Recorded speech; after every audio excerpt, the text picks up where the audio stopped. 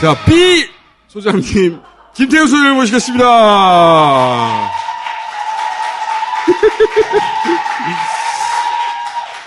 자, 책 출간됐습니까?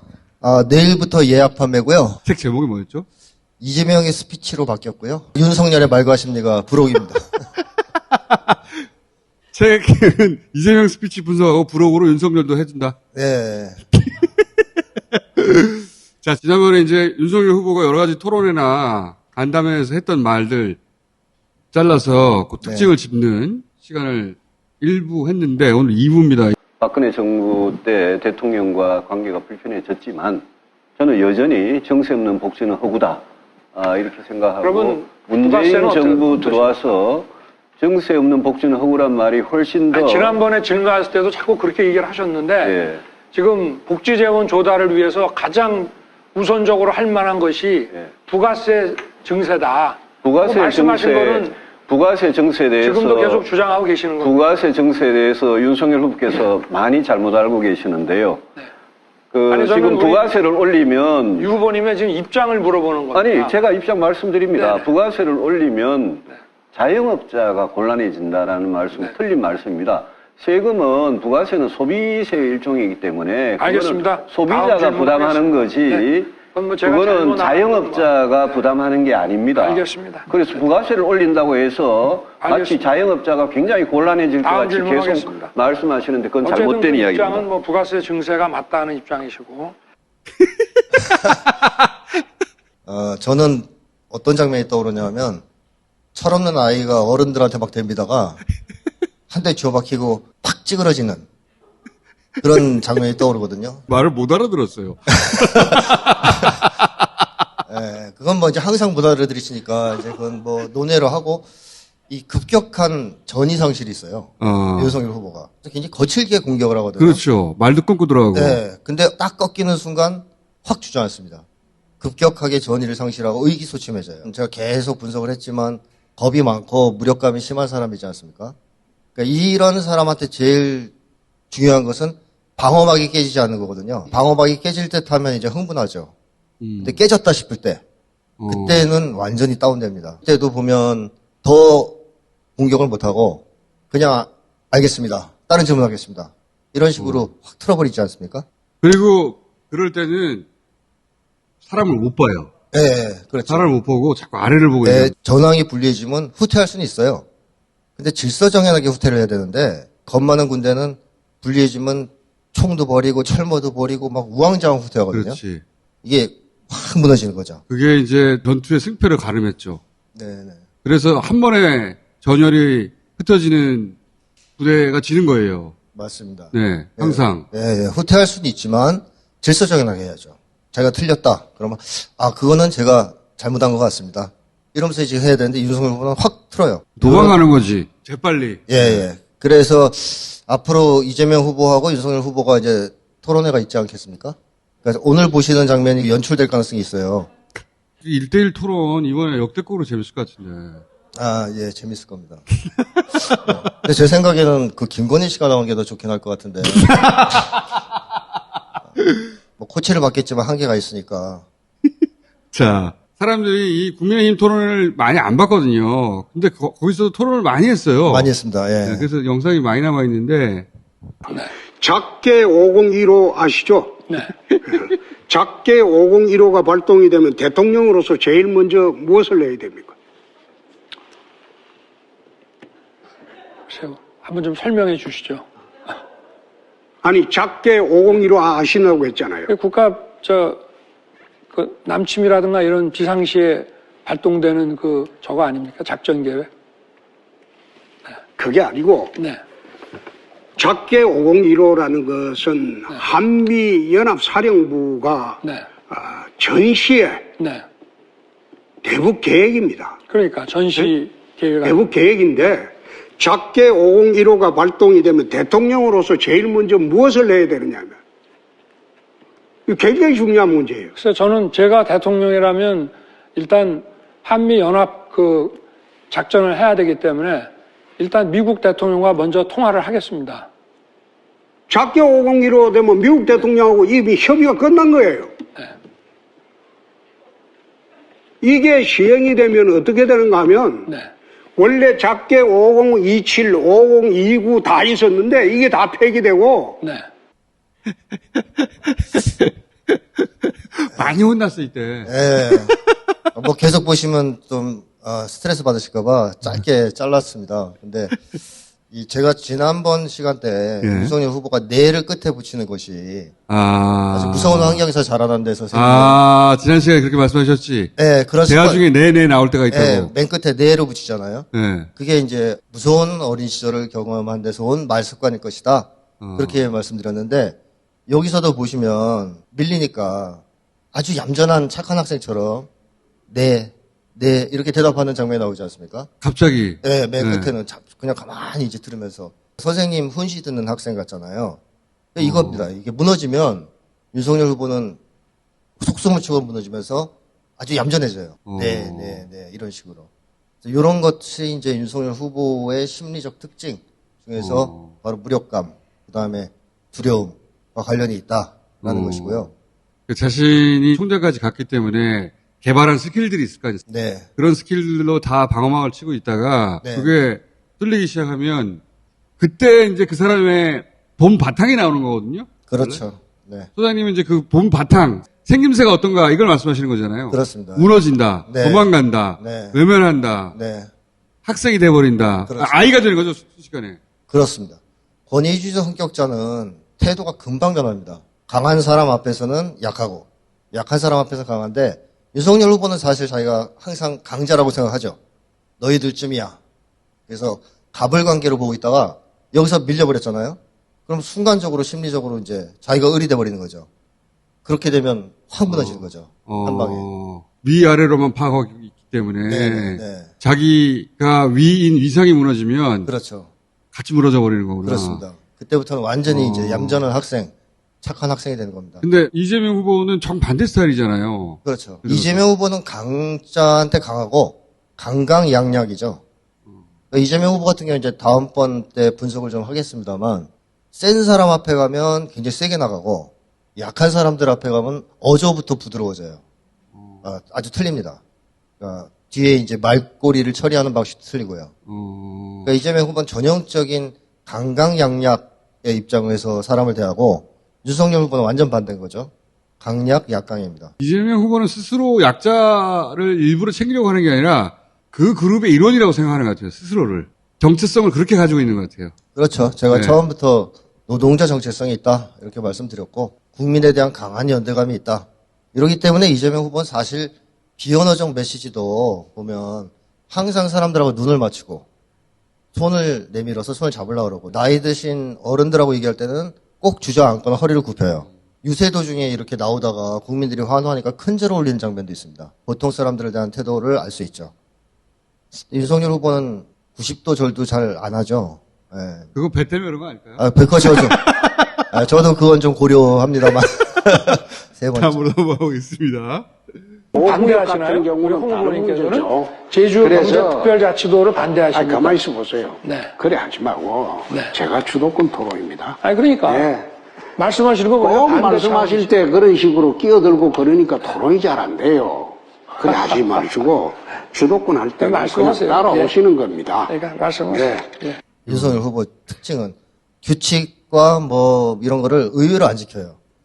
근데 여기서 이제 제가 말씀드리고자 하는 것은 홍준표 후보한테 면박을 당했지 않습니까? 네. 면박을 당했을 때 확 무너질 때 얼굴 표정입니다. 아, 이것도 마찬가지구나. 제가 이 얼굴 표정 이거 보면서 약간 눈물이 날 뻔했어요. 불쌍해가지고. 어쩔 줄 몰라 하는 저 표정. 심리학자. 혼날 때. 들었어. 네, 감정이, 그 심리가 확 눈에 보이기 때문에. 예. 어렸을 때부터 혼나고 자랐고, 여기서 홍준표 의원한테 혼나고, 집에 가면 또 혼날 거고. 그러니까, 이 안쓰러운 표정이 있지 않습니까? 안 됐어요, 좀. 안 됐어요. 그렇다고 용서가 안 되는데, 잘못하는 건, 이게 공과 사는 구분해야 되니까. 근데 이제, 이런 장면을 보면, 이 사람이 구속이 밀렸을 때, 얼굴 표정이 정말 처참하구나. 뭐 이런 생각이 들었습니다. 그렇구나. 왜냐면, 홍준표 후보가 하는 얘기가 맞거든요. 맞죠? 예. 예. 룰 좀 지켜라. 네, 맞습니다. 그걸 또 홍준표 후보 특유의 착착 들어붙는 그 어조로 얘기하니까 맞긴 맞는데 이 말이 그러면서 또 이건 뭔가요? 자, 경선 과정에서 가장 좀 보람 있었던 점하고 그다음에 가장 가슴 아팠던 것이 있는지 여쭙고 싶습니다.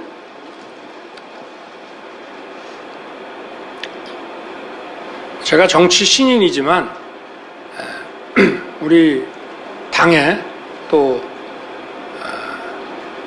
이제 소위 그 정치 그 원로들 이런 많은 분들이 참 크게 도와주시고 이렇게 밀어주셨기 때문에 제가 뭐 신인이라고 하고 또 이 정치 그 여의도와 이 정계에 대해서 모르는 게 많다고 해도 그 라이트를 켜고 잘 인도해 주시는 분들이 많아서 여기까지 온 것 같습니다. 뻔한 영혼 없는 대답이죠. 윤석열 화법의 특징은 방어적 말하기입니다. 인간 심리를 태도와 관련해서 구분하면 크게 두 가지예요. 개방적 심리와 방어적 심리입니다. 세상을 무서워하지 않는 사람들은 당연히 이제 개방적이겠죠. 세상을 무서워하는 사람들은 방어적입니다. 뭐 비유하자면 집 있지 않습니까? 마당이 아주 아름답고 예쁘고 뭐 이러면 문 열어놔도 되죠. 지나가는 사람들이 봐도 뭐라 안 할 테니까. 근데 마당에 막 쓰레기가 굴러다니고 엉망진창이다 그러면 창피해서라도 문을 닫겠죠. 그러니까 세계를 대하는 태도, 두려워하느냐 두려워하지 않느냐. 여기서 마당은 자기의 마음입니까? 자신감, 내면이죠. 내면. 네, 그러니까 자기 내면에 자신이 있으면 여는 거죠. 근데 내면에 자신이 없으면 열지 못합니다. 들키고 싶지 않다는 거네요. 마음을. 그 두 가지가 합쳐졌을 때 이제 방어적 심리가 형성되고 혹은 개방적 심리가 형성되는데 이재명 후보는 이제 엄청 개방적이잖아요. 네. 문 열어놓고 사는 사람이죠. 굉장히 어렵게 살았는데 왜 그렇게 됐을까요? 일단 네. 어머니 사랑을 충분히 받았고요. 네, 아. 그다음에 이제 아버지와 관계도 아버지가 성남에 오셔서 돈독이 오르기 전까지는 이재명 후보가 자서전에서 이렇게 표현을 하셨더라고요. 아, 그렇게 표현했어요? 네. 부모님 관계가 원만했습니다. 사랑을 충분히 받고 많이 받은 사람입니다. 아, 그러니까 생활은 어렵지만 네네. 사랑은 충분히 받았다. 그렇죠. 그게 엄청 중요한 거죠. 어릴 때 그게 제일 중요하죠. 정주영 전 강아지도 그래요, 강아지도. 아 맞습니다. 예. 아무리 밥 많이 줘도 맨날 때리고 그러면 사람 보면 짖거든요. 물고 똑같은 거죠. 그러니까 가난하냐 가난하지 않냐가 중요한 게 아니고 어떤 관계 속에서 성장했느냐 또 부모가 가난을 어떻게 대했느냐 부끄러워했느냐 당당하게 생각했느냐 뭐 이런 것도 중요합니다. 대인관계도 좋았고 근데 이제 윤석열 후보는 계속 제가 말씀드렸지만 그런 게 없었기 때문에 굉장히 방어적인 심리를 갖게 됐죠. 그러니까 대학생 때까지 이제 술 마시고 들어왔다고 빠따 맞았다고 하니까 네. 특히 아버님이 무서웠을 것 같아요. 나이를 먹어서도. 그럼요. 네. 무섭죠. 그거 안 없어집니다. 네. 성인이 된 다음에도 계속 그렇죠. 빠따를 만나는 건 이거. 네, 몸이 기억하고 있기 때문에요. 네. 어린 시절에 굉장히 무서운 아버지가 있는 분들은 뭐 틱 비슷한 장애도 있고 다리를 떨기도 하고 여러 가지 증상을 어른이 돼서도 가지고 있어요. 그걸 이제 깔끔하게 해결을 못하면 그래서 윤석열 후보도 뭐 그 과정이 없었던 것으로 보이기 때문에 지금도 여전히 세상을 무서워하고 아내도 무서워하는 그런 아내도 무서워. 네, 부인을 무서워한다고 보십니까? 제가 그 SNS 나온 대목을 보니까 남편을 바보라고 이렇게 얘기하는 대목이 나오거든요. 남편을 바보라고 하는 아내 많죠. 문제는 집에서도 그걸 표현할 가능성이 많아요. 그런 얘기를 계속 들으면 자존감이 떨어집니다. 사실 가스라이팅이 별게 아니거든요. 스피. 기본적으로 요 구도를 계속 주입시키는 거야 상대방한테. 너는 별 볼 일 없는 사람이야. 나를 고맙게 생각해. 이걸 반복해서 상대방한테 계속 알려주는 거예요. 그럼 시간이 한참 지나고 흘러가면 자존감이 엄청 떨어집니다. 그럼 무서워요. 그 사람 아니면 안 될 것 같은. 버림받을지도 소장님 모르는. 분석에 맥을 같이 하는 몇 가지 정보가 있긴 해요. 네. 삐 정보라서 내가 다 말을 못 하겠는데 이 부부를 직접 만나본 사람들의 공통적 이야기 중에 하나는 남편을 막대한다는 겁니다. 네. 제3자 앞에서 그것도 아주 친한 사이가 아니라 어느 정도 공적인 사이에서 네. 그렇다면 그랬다면 그거는 집에서는 더 한다는 얘기죠. 패턴이 굳어진 겁니다. 벌써 굳어진 거예요. 부인이 무속에 관해서 관심이 많나 본데 도사들 얘기하는 거 보니까. 영적인 분이다 보니까. 예. 나는 그런 시간에 내가 되게 영적인 사람이라 차라리 그 도사들하고 같이 얘기하면서 삶은 무엇인가 이런 얘기를 하는 걸 좋아하죠. 나는 그런 게 나는 안 맞아요. 영적인 부분에 관심이 많나 본데 어쩌면은 윤석열 후보가 지금까지 해왔던 주요 행보에 부인의 영적인 판단이 개입됐는데 그 결과가 나쁘지 않았어. 그러면서 부인이 가지고 있는 성격과 이 지나온 거 봐. 내 말이 다 맞았지. 두 개가 합쳐져가지고 윤석열 후보를 꼼짝 못하게 만든 부분이 있지 않을까? 저는 뭐 심증은 있었습니다만 증거가 없어서 그 얘기를 안 했는데 이번에 이 발언을 좀 보면서 방송을 보면서. 이거는 확실하네라는 생각이 좀 들었어요. 어쨌든 요 얘기 요 동영상과 관련해서 말씀드리고 싶은 거는 윤석열 후보가 감정 표현을 못해요. 감정을 표현도 못하고 자기 감정도 잘 못 읽어요. 자기가 자기 감정을? 네. 지금은 사실 그거 묻는 건데. 그렇죠. 예. 보람과 제일 가슴 아팠던 거. 예. 엉뚱한 얘기 하잖아요? 자기 감정에 대해서 묻는 건데. 네네네. 사실 감정을 묻는 질문은 대답하기가 쉬워요. 맞아요. 정답이 없거든요. 그냥 자기 감정을 대답하면 된단 말이에요. 근데 윤석열 후보는 소회 같은 걸 묻는 질문을 받으면 엄청 당황합니다. 요거 많아요. 많은데 이제 그 중에 하나 뽑아온 거고 여기서도 이제 두 번째 질문은 아예 대답을 안 했어요. 가슴 아팠던 건 패스하잖아요. 그렇죠. 그러니까 기자가 다시 물어봐요. 그거는 질문 대답 안 하셨다. 그러니까 이제 대답을 또 못하죠. 그러니까 자기 감정을 들여다보지는 못하고 그걸 표현도 잘 못한다. 그러니까 내가 그때 기뻤나? 슬펐나? 들여다볼 줄 모른다는 거네요. 그렇죠. 그리고 설사 그걸 들여다보더라도 표현을 못하는 거죠. 어려서부터 엄혹한 환경에서 자랐기 때문에 그럴 경우에는 아이들이 자기 감정을 잘 들여다보기 힘들잖아요. 혼나기 바쁘기 때문에. 내 감정을 중요하지 않으니까. 오히려 자기를 처벌하는 아버지 감정이 중요하죠. 그걸 빨리 간파하는 게 중요하죠. 또는 사랑을 못 받아도 비슷해요. 사랑을 못 받아도 아이들이 자기 감정보다는 부모 감정에 자꾸 관심을 가져요. 사랑받기 위해서. 이번에는 이 감정이 부인의 감정일 수도 있다 이런 말씀을 하시려고. 윤석열 후보가 그런 식으로 감정 표현도 못하고 자기 얘기도 거의 안 하고 철저하게 방어적인 말하기를 한다. 이거는 진짜 이상한 장면이네요. 너무 힘들었다 나는 사실. 처음에 가서 당황스럽고 자기 감정을 말할 수 있잖아요. 얼마든지. 그럼요. 예. 네. 어려운 질문 아닌데 진짜. 네. 그런 표현 거의 없어요. 한번 윤석열 후보 한번 쫙 보십시오. 거의 없습니다. 소회 이런 거 물어보면 그냥 얘기하면 되거든요. 힘들었다, 어려웠다, 슬펐다. 그런 얘기를 잘 못합니다. 동문서답. 당황하는구나 그때. 당황합니다. 예. 내 감정을 들여다본 적도 없고 그걸 표현한 적도 없기 때문에 머릿속에 그렇죠. 떠오르지 않는구나 아무것도. 그렇습니다. 그래서 시작할 때 쯧부터 시작하잖아요. 또 이게 어렵고 힘들 때 어려운 질문 받으면 나올 건 아닙니까? 이건 최재형 후보하고의 네네. 토론인데 이거. 지난 대선에 나온 공약인데요. 최저임금을 2020년까지 1만 원으로 올리겠다. 네.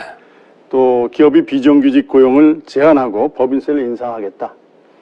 소득세 인상하고 또 재산세를 올리겠다. 외고 자사고 폐지하고 신규 원전 짓는 것 자제하고 단계적으로 탈원전 추진하겠다. 이거 누구 공약인지 혹시 아시나요? 글쎄 민주당 공약 같기도 하지만 또 우리 당의 자유한국당 후보의 공약도 일부 있는 것 같고 좀 그렇습니다. 네. 이게 방어적 말하기입니다.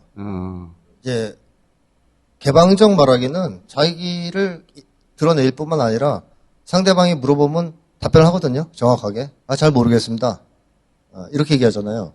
근데 윤석열 후보의 특징은 일단 아는 척을 하잖아요. 아까도 홍준표 후보가 작게 501호 아시죠? 그러니까 네 그랬단 말이에요. 처음에. 거기 네 그러면 안 되는데. 그렇지. 그래서 말려든 거잖아요.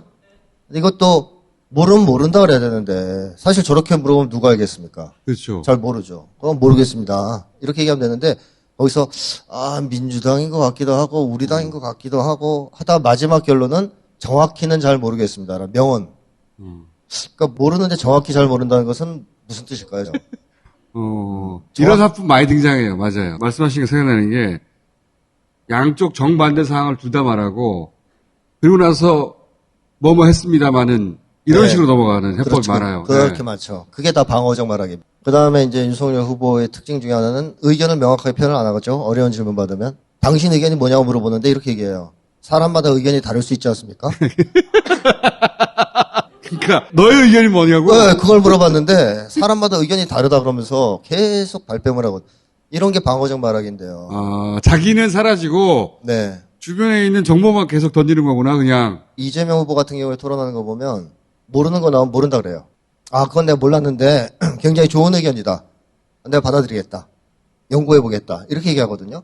그럼 깔끔하게 넘어가잖아요. 근데 윤석열 후보는 거기서 모른다는 얘기를 안 하니까 계속 거기서 아는 척을 하다 보니까 자기가 스텝이 꼬이면서 말려 들어가는 거죠. 이런 게 이제 굉장히 안 좋은 화법이에요. 예를 들어 3%에서도 찬성 의견과 반대 의견을 둘 다 말해요. 자기 의견이 없어 근데. 맞습니다. 들었습니다. 알고 있습니다라고 자꾸 얘기해요. 그러니까 자기 의견이라고 얘기를 안 하는 거예요.